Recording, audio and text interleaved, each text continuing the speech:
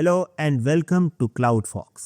Cloud Fox में हमारा mission है कि हम आपको क्लाउड इतना इजी बना के समझाएंगे कि चाहे आप कोई भी आईटी फील्ड से आए हो, आपको सभी क्लाउड सर्विसेज एग्जैक्टली समझ में आए। As a part of this हमारी डायनामो डीबी सीरीज चल रही है और डायनामो डीबी में जब आप टेबल बनाते हो तो कई सारे ऑप्शंस आते हैं। हम स्टेप बाय स्टेप सभी ऑप्शंस को समझ रहे हैं। इस वीडियो में मैं आपको समझाने वाला हूं सेकेंडरी इंडेक्सेस के बारे में। अब देखो यहां पे दिक्कत क्या होती है, सभी लोग डेटाबेस सीखे हुए नहीं होते, राइट? उनको यही नहीं मालूम है कि भाई इंडेक्सिंग क्या है डेटाबेस में, और आप बात कर रहे हो सेकेंडरी इंडेक्सिंग की, तो उन लोगों को है ना समझ में दिक्कत होती है। जैसे आप नेटवर्किंग फील्ड से हो, आपने कभी डेटाबेस बनाया नहीं, आप सिस्टम एडमिन फील्ड से हो या आपने सिर्फ जावा का कोडिंग किया है, अब आपको क्लाउड सीखना है, आप डेटाबेस का कोई एक्सपीरियंस ही नहीं रखते हो, और मैं आपको विदाउट एक्सप्लेनिंग इंडेक्सिंग में सेकेंडरी इंडेक्सिंग सिखा दूं तो क्या होगा? समझ में नहीं आएगा। और जब ये समझ में नहीं आएगा तो फिर create local index, create global index, ये भी समझ में नहीं आएगा। क्लाउड फॉक्स अब में ऐसा नहीं होता है। पहले हम समझते हैं इंडेक्सिंग क्या होता है, प्राइमरी इंडेक्सिंग क्या होता है, सेकेंडरी इंडेक्सिंग क्या होता है, उसके बाद ही हम create local index and global index के बारे में भी बात करेंगे। In this video let's understand indexing first. Okay,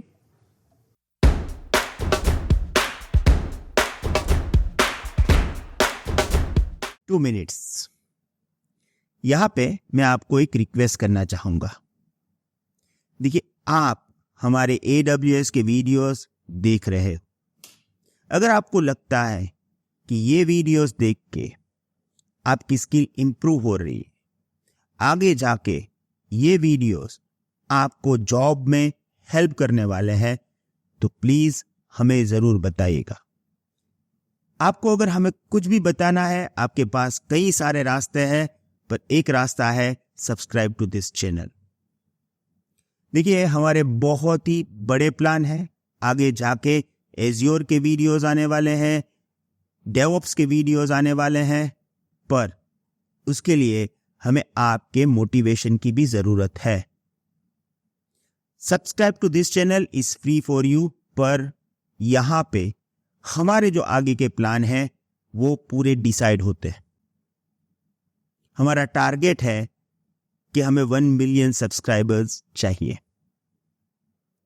हमें मालूम है ये बहुत ही लंबी रेस है और इसमें बहुत सारा टाइम लगेगा, पर मैं आपको एक बात बता दूं कि आपके सपोर्ट से ही हम ये रेस को एंड तक पहुंचा सकते हैं। Please support us, please subscribe to this channel. और अगर आपके ग्रुप में कोई IT प्रोफेशनल्स है तो उनके साथ हमारे वीडियोस जरूर शेयर करिएगा, क्योंकि अगर वो देखेंगे तो वो भी सीखेंगे, और इसमें सबसे बड़ा फायदा है कि आप अपने टाइम का पूरा यूटिलाइज कर रहे हो। यहाँ पर जो आप सीखते हो वो आपको आगे जाके यूजफुल होगा और होगा, right? So don't forget to subscribe this channel. Thank you very much. Now you can continue your learning process. As always we are going to start with mind map, और यहां पे है introduction of indexing. Indexing in database is like shortcut that helps find data quickly. देखो, आपका database है ना, उसमें से आप डेटा रीड कर रहे हो, राइट? तो उस रीड प्रोसेस को आपको स्पीड अप करना है तो आपको इंडेक्सिंग करना पड़ेगा। Instead of searching the entire table, the index lets database jump directly to the needed data. Okay? तो इंडेक्सिंग से क्या होगा? डेटाबेस में टेबल के अंदर बहुत सारा डेटा है ना, उसमें से पर्टिकुलर डेटा फेच करना इजी हो जाएगा। It works like an index in book where you quickly find the page number for topping. ये आप ऐसा मान लो, राइट, कि कोई भी हम बुक रीड करने के लिए लाएंगे तो उसमें पहले पेज पे क्या होता है? इंडेक्सिंग। तो डायरेक्टली जैसे अगर मुझे सीखना है RDS, तो मैं नंबर देख लूंगा कि भाई RDS का चैप्टर कौन सा है, मैं डायरेक्ट जंप कर लूंगा। अगर ये इंडेक्स नहीं होता तो पर्टिकुलर चैप्टर सर्च करने में टाइम लगता है। सेम यहाँ पे भी होता है। इंडेक्सिंग से हमारे डेटाबेस का परफॉर्मेंस एक्चुअली इंप्रूव होता है। अब यहाँ पे दो मेन टाइप के इंडेक्सिंग है, एक है प्राइमरी इंडेक्स और दूसरा है सेकेंडरी इंडेक्स, जो कि हमें यहाँ पे मेनली सेकेंडरी इंडेक्स ही समझना है, पर प्राइमरी के बिना सेकेंडरी समझना थोड़ा सा प्रॉब्लमेटिक होगा, राइट। तो हम स्टार्ट करते हैं पहले प्राइमरी इंडेक्स से। The index automatically created on primary की कॉलम। आपको याद होगा कि हमने आगे पूरा प्राइमरी की क्या होता है, पार्टीशन की क्या होता है, शॉर्ट की क्या होता है, उसके बारे में समझाया था। तो हम क्या करते हैं, जब भी कोई टेबल बनाते हो, जैसे मैंने यहाँ पे टेबल बनाया, कस्टमर टेबल, ओके, और यहाँ पे हमें पार्टीशन डिफाइन करना पड़ता है, पार्टीशन की। तो क्या होता है, ये जो है ना कस्टमर आईडी पे मैंने पार्टीशन की बनाया, तो इंडेक्सिंग जो होता है ये इस पे होता है, जो भी आपने पार्टीशन की रखा है, और ये ऑटोमेटिक हो जाता है, okay. The primary key is always unique, ensuring that each row can identify individually. अब क्या होता है ना, कोई भी कंपनी में जाओ, जो आपका कस्टमर आईडी होता है वो यूनिक होता है, तो जो यूनिक वैल्यू रहती है ना, उस पर हम प्राइमरी की इंडेक्सिंग करते हैं। एग्जाम्पल देखो, यहाँ पे टेबल है, अब यहाँ पे प्राइमरी की जो है ये 1 2 3 4 है, जो कि कस्टमर आईडी है, प्राइमरी की कस्टमर आईडी, और ये यूनिक होता है, राइट। किसी भी कस्टमर का कस्टमर आईडी जो है वो डुप्लीकेट नहीं होता है, तो इसको हमने एज अ प्राइमरी इंडेक्सिंग रखा है। तो अगर आप कस्टमर आईडी से सर्च करने जाओगे ना, तो आपको आसानी से रिकॉर्ड फेच हो जाएगा, स्पीड मिलेगी, क्योंकि वो प्राइमरी की है, इंडेक्सिंग वहां पे हो चुका है, ओके। अब सेकेंडरी इंडेक्सिंग की बात करते हैं।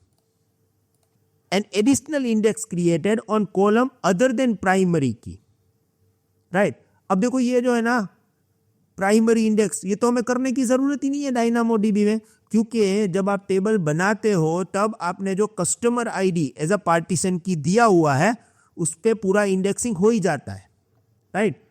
हमें अगर अपने हिसाब से इंडेक्सिंग करना है, तो फिर हमें सेकेंडरी इंडेक्सिंग करना पड़ेगा, जो कि मैन्युअल है। Use for efficiently searching database on other और नॉन प्राइमरी की फील्ड्स, राइट। तो देखो, हर बार आप कस्टमर आईडी से सर्च करोगे ऐसा तो नहीं होगा ना, राइट। कस्टमर आईडी से सर्च करोगे, परफॉर्मेंस आएगा क्योंकि उसका इंडेक्सिंग है, पर भाई मेरे डेटाबेस में तो लोग ऑर्डर आईडी से भी सर्च कर रहे हैं, राइट। तो इन दिस केस क्या करूं, क्योंकि ऑर्डर आईडी पे परफॉर्मेंस नहीं आएगा, वो इंडेक्सिंग नहीं है, हालांकि है यूनिक वैल्यू, पर परफॉर्मेंस नहीं आएगा, ओके। तो ये देखो, यहाँ पे कस्टमर आईडी प्राइमरी की इंडेक्सिंग किया, और ऑर्डर आईडी को हमने सेकेंडरी इंडेक्स किया, जो कि हमें चाहिए था उस हिसाब से। प्राइमरी की वाला इंडेक्सिंग ऑटोमेटिक है, सेकेंडरी इंडेक्सिंग हम अपने हिसाब से सेटअप करेंगे।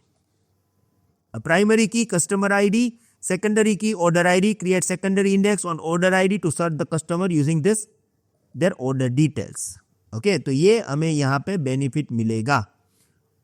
अब अगर मैं यहाँ पे ये सेकेंडरी इंडेक्सिंग सेट करता हूं, तो इसके मुझे एडवांटेजेस क्या होंगे? Faster queries, right. देखो, ये टेबल देख लेना, ऑर्डर आईडी से आप सर्च करोगे तो क्वेरी फास्ट हो जाएगी, क्योंकि अब आपका ऑर्डर आईडी भी इंडेक्सिंग हो चुका है, राइट। फ्लेक्सिबल क्वेरिंग, आपको ऑप्शन मिलेगा कि भाई आप कस्टमर आईडी से क्वेरी करो, आप ऑर्डर आईडी से क्वेरी करो, क्योंकि हमने भाई दोनों को इंडेक्सिंग किया हुआ है। इफिशिएंसी इंप्रूव हो जाएगी, क्योंकि आप फैसिलिटी दे रहे हो अपने कस्टमर को कि भाई अपने आईडी से सर्च करो, अपने स्पेसिफिक ऑर्डर को सर्च करो, दोनों फ्लेक्सिबिलिटी है, ओके।